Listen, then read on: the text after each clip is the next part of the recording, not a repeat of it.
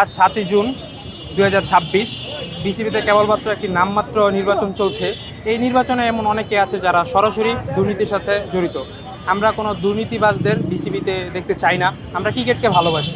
আমরা চাই দুর্নীতিমুক্ত ক্রিকেট হোক এবং ক্রিকেটের ক্ষতি হোক, এমন কিছু আমরা কখনোই আশা করি না। আমরা আশা করি ক্রীড়া পরিষদ আজকের এই বিসিবি নির্বাচনকে বিশেষভাবে বিবেচনা করে দেখবেন এবং আমরা কোনো দুর্নীতিবাজদের নিয়ে বিসিবি গঠন হোক এরকম কিছু চাই না। আমাদের প্রত্যাশা দুর্নীতিমুক্ত বিসিবি।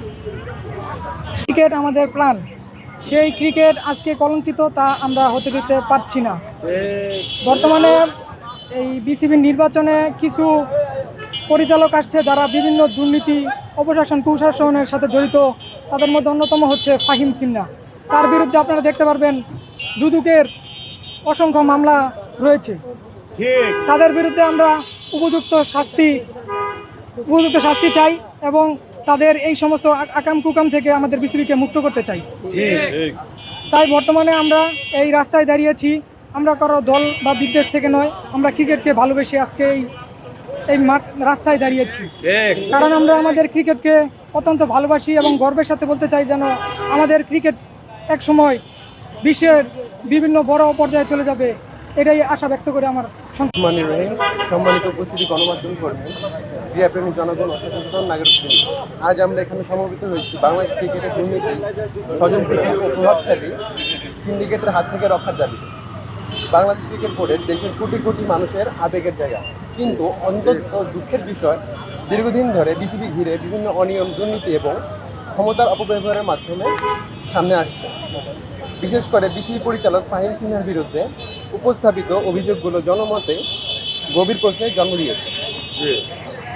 ফ্যাসিস্ট আওয়ামী লীগ সরকারের সময় থেকে শুরু করে অন্তর্বর্তীকালীন সরকার এবং বর্তমান বোর্ড প্রতিটি সময় নিজ অবস্থান ধরে রেখেছে এবং প্রভাব বিস্তার করেছে।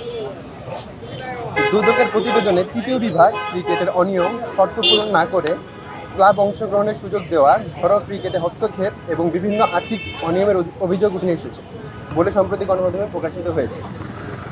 আমরা জানতে চাই, যদি এসব অভিযোগের ভিত্তিতে তদন্ত হয়ে থাকে তাহলে সেই তদন্তের পূর্ণাঙ্গ ফলাফল কোথায়? কেন অভিযুক্তদের বিরুদ্ধে দৃশ্যমান ব্যবস্থা নেওয়া হয়নি? কেন দেশের ক্রিকেটকে ক্ষতিগ্রস্ত করার অভিযোগ সুষ্ঠু বিচার হচ্ছে না? আমরা আরও উদ্বেগের সঙ্গে লক্ষ্য করেছি, দেশের ক্রিকেটে হাজার হাজার তরুণ ক্রিকেটার সুযোগ সংকুচিত হয়েছে বলে অভিযোগ রয়েছে।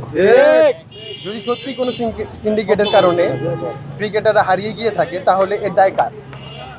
আজকের এই মানববন্ধন থেকে আমরা স্পষ্টভাবে বলতে চাই, বিসিবিতে সব ধরনের দুর্নীতি ও অনিয়মের অভিযোগের স্বাধীন ও নিরপেক্ষ তদন্ত করতে হবে।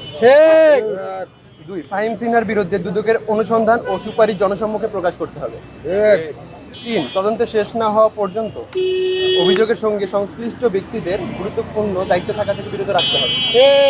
4, ঘরোয়া ক্রিকেটের সিন্ডিকেট মুক্ত করে ক্রিকেট বান্ধব পরিবেশ নিশ্চিত। 5, বিসিবিকে রাজনৈতিক পরিচয় বা ক্ষমতার বলয়ের বাইরে এনে জবাবদিহিতামূলক প্রতিষ্ঠান হিসেবে গড়ে তুলতে হবে। আমরা কোনো ব্যক্তি বিদ্বেষ করতে নয়, বাংলাদেশ ক্রিকেটের সাথে কথা বলছি।